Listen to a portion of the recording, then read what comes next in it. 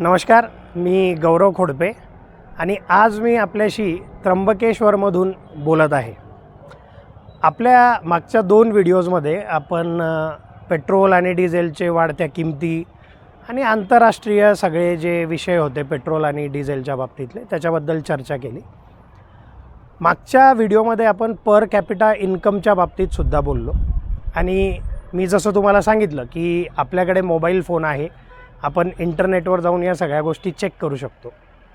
तर त्याच्यातनंच एक विषय माझ्या समोर आला की आपल्या भारताची जर आपण कंपॅरिझन करायला घेतली की वेगवेगळ्या बाबतीमध्ये आपला भारत कोणत्या स्थानी आहे, तर ते एकदा आपण चर्चा केली पाहिजे असं मला वाटलं. आणि मी आज इथे बसल्या बसल्या बघत होतो. तुम्ही पण हे सगळं इंटरनेटवर जाऊन बघू शकतात, कारण की आजकाल आपण कायम चर्चा करत असतो की भारत खूप प्रगती करतो आहे, आपण खूप पुढे गेलेलो आहे. नक्कीच भारत प्रगती करतो आहे, आपली इकॉनॉमी जी आहे ती खूप स्पीडली वाढते, सगळं काही होतं आहे. पण त्याचसोबत बऱ्याचशा गोष्टी आहेत ज्यांच्याकडे सुद्धा आपलं लक्ष गेलं पाहिजे.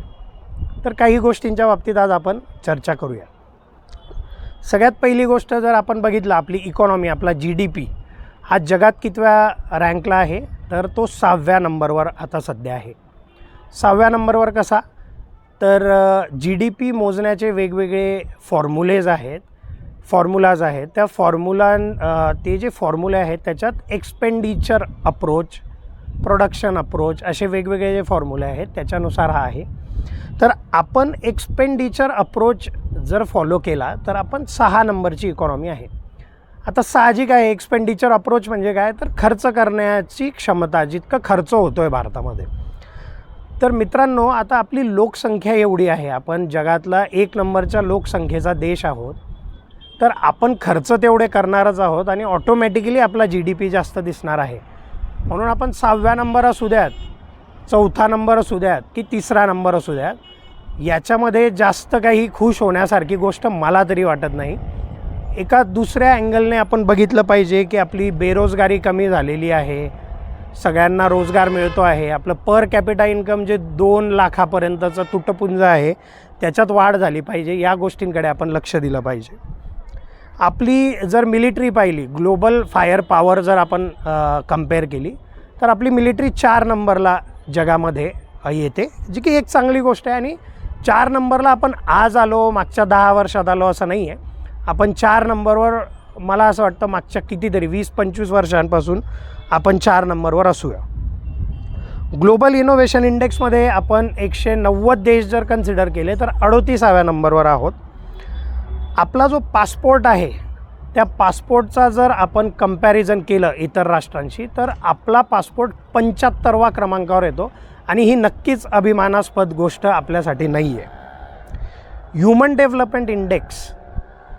डेव्हलपमेंट इंडेक्समध्ये तर अतिशय शरमेची गोष्ट आहे, आपण 130व्या क्रमांकावर जगामध्ये आहोत. ही खूप वाईट परिस्थिती आहे.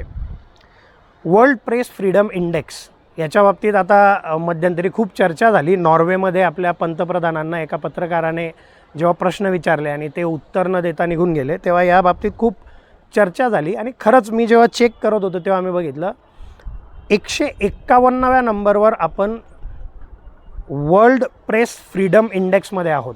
म्हणजे तुम्ही विचार करा, आपल्याकडच्या माध्यमांवर, मग ते इलेक्ट्रॉनिक असतील, प्रिंट मीडिया असेल, इतर माध्यम असतील, यांची रँकिंग किती खाली आहे. 190 देशांमध्ये आपण 151व्या क्रमांकावर इथे येतो. नक्कीच शरमेची गोष्ट आहे. ग्लोबल लिव्हेबिलिटी इंडेक्स म्हणजे राहण्यायोग्य भारत किती आहे याचा जर आपण विचार केला तर भारत हा 141व्या क्रमांकावर येतो. ही पण आपल्यासाठी नक्कीच अभिमानास्पद गोष्ट नाही आहे.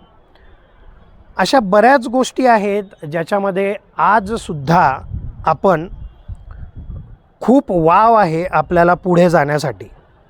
आपला जर पर कॅपिटा इन्कमच्या बाबतीत जर आपण विचार केला तर आपण 144व्या नंबरवर जगामध्ये येतो. ही पण अत्यंत शरमेची गोष्ट आहे. 2 लाख रुपये आपला पर कॅपिटा इन्कम आहे. इतर राष्ट्रांचं, अमेरिकेचं जर घेतलं तर 98 लाखापर्यंत आहे, युरोपचं जर घेतलं तर 58 लाखापर्यंत आहे. आपण मागच्या व्हिडिओमध्ये हे बघितलं होतं. डॉलरची प्राईस जी 2014मध्ये 61 रुपये होती ती आज 95 रुपयाच्या वर जाते, 100 रुपयापर्यंत पोचण्याची तिची कॉम्पिटिशन चालली आहे असं वाटतं आहे. तर बऱ्याचशा गोष्टी ज्याच्यामध्ये आपल्याला एक देश म्हणून पुढे जाण्यासाठी खूप वाव आहे. पुनश्च एकदा सांगेल, आपण सर्व सजग नागरिक आहात, आपण सर्व समजदार आणि सतर्क नागरिक आहात. मी जे सांगतो त्याच्यावर विश्वास ठेवू नका. आपल्याकडे इंटरनेट आहे, इंटरनेटवर जा, तपास करा आणि या सगळ्या गोष्टींची शहानिशा करा. आंधळेपणाने कोणाचंही समर्थन करू नका आणि आंधळेपणाने कोणाचाही विरोध करू नका. मला आशा आहे की तुम्ही जाल आणि या सगळ्या गोष्टींची शहानिशा कराल. धन्यवाद. जय हिंद, जय महाराष्ट्र.